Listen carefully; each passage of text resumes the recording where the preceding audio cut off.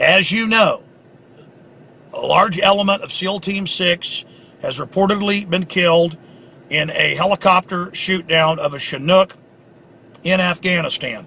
A, quote, NATO helicopter shot down. 32 on board Navy SEALs from the super secret SEAL Team 6 that carries out Black Ops. In fact, the numbers of SEAL Team 6 are actually much larger than what the public is told. That's why they chose that unit.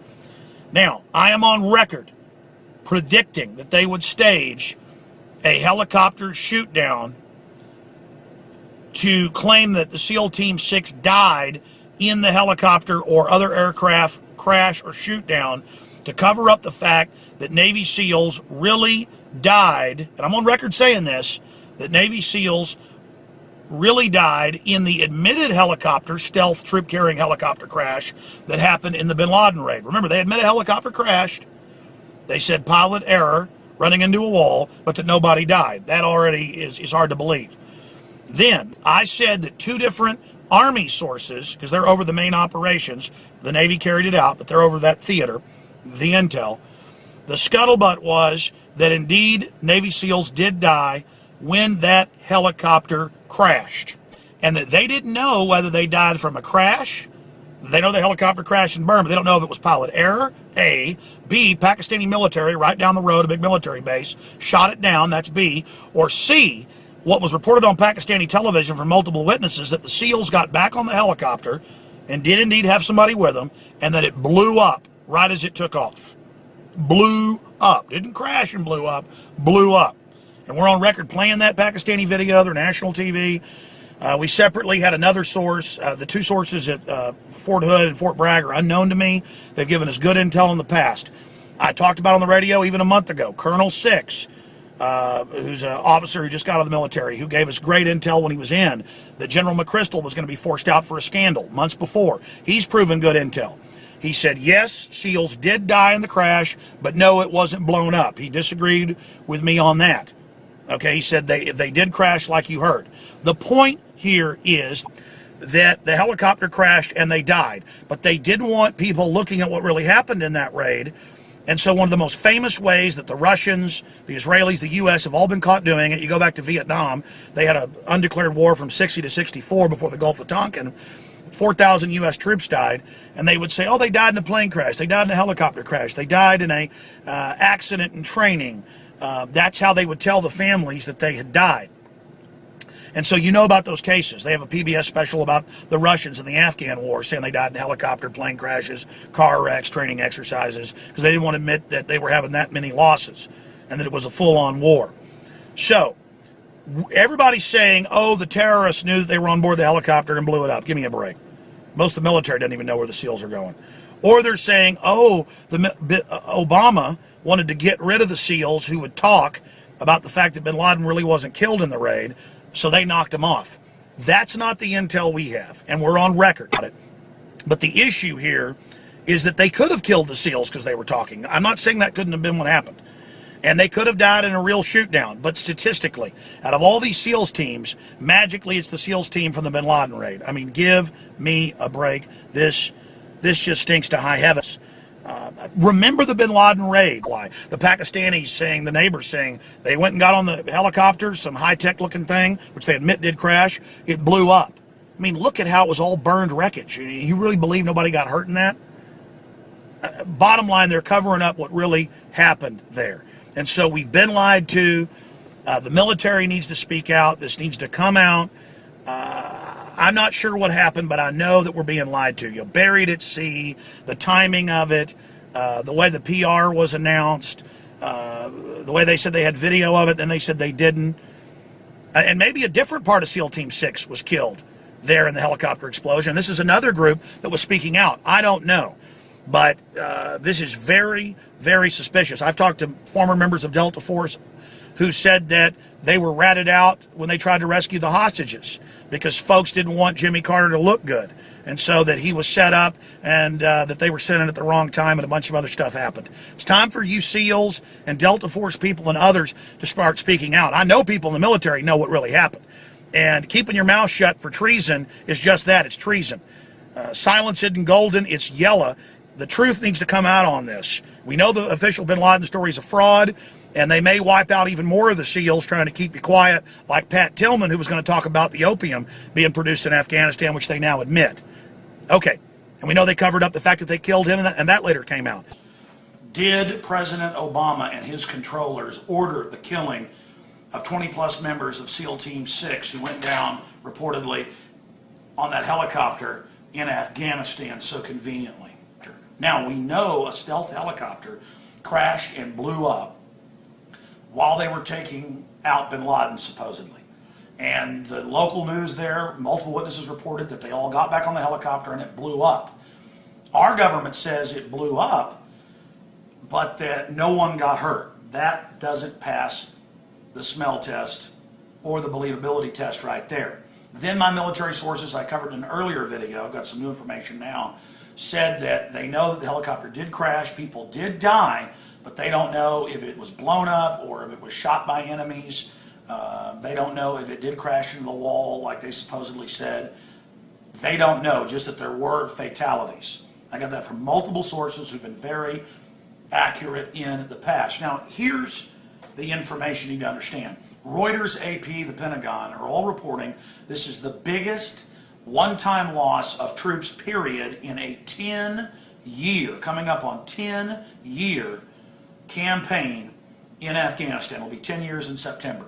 10-year campaign, the invasion, everything. They never had 20-plus U.S. troops lost in one day, much less than statistically. It's the SEAL team, and reportedly now they're looking at it being elements of the team that was on the ground in Pakistan. Does anyone believe that? That not only is this the biggest event in the close to decade-long operations, but that it would be the SEALs and much less the very unit that went in and supposedly took out Osama bin Laden. You put all that together, and then you go back and look at the original story. They claimed that he was buried at sea, asinine, that it was Islamic law when it wasn't, that bin Laden fought for 45 minutes with a machine gun and used people as body shields. None of it was true. That Obama was watching that Situation Room video and the stage photo of Hillary, clearly a stage photo, all of them being coached on how to act. They were watching the live feed. Turned out none of that was true. They can now start releasing the names in the days and weeks to come of the SEAL team that went and killed bin Laden. But then our heroes, they got taken out by the Taliban. Oh, and I almost forgot the first one I should have made. Those of you emailing me and posting comments that I've seen on Infowars.com and PrisonBuyer.com, the minority of folks that buy into propaganda, they're saying, hey, Alex, the Taliban took credit. Kind of like somebody on the message boards of the Taliban took credit, or friends of Al-Qaeda, or friends of fruitcakeness, whatever the case was, with the Norway shooter and bomber a few weeks ago. Remember that? How many times I've seen AP articles saying bin Laden puts out a new message, then later it says unsubstantiated days later from a message board, or it wasn't real, it wasn't true. More often than not, it's totally fake. That's another issue there, that the Taliban says, yes, we did it. So now they can speak for these heroes. Now they can't be there to talk about what really happened on that fateful day, one way or the other.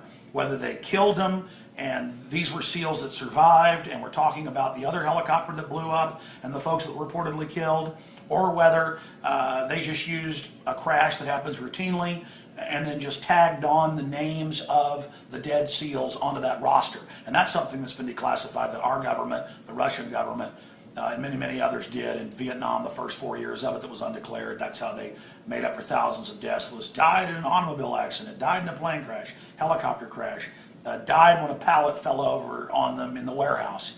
That's how they would do that. The Russians did the same thing in the Afghan war, covering up what was happening with their people.